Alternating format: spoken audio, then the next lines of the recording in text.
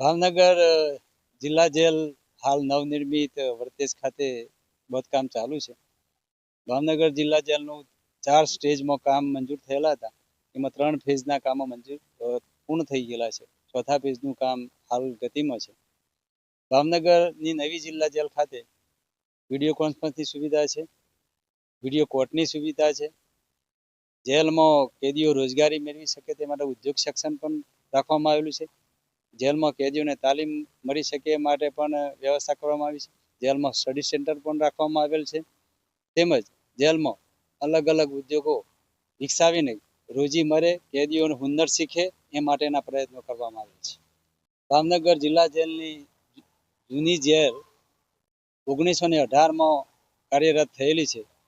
ભાવનગર જૂની જેલની કેપેસિટી 387 કેદીની છે, જેની સામે આજની તારીખે 740 કેદીઓ બંધ છે. નવી જેલ કુલ 40 એકરની જગ્યામાં બની રહેલ છે. નવી જેલમાં કુલ મેલના 5 યાર્ડ આવેલા છે. એક યાર્ડમાં 6 બેરેક છે. એક યાર્ડની 120ની કેપેસિટી, એમ કરીને કુલ 5 યાર્ડની 600ની વત્તા બીજા 20 આરોપીની હાર્ડકોરની કેપેસિટી વાળી બેરેકો બનાવેલ છે. અને મહિલાની 2 બેરેક 40ની કેપેસિટી વાળી બનાવવામાં આવેલ છે.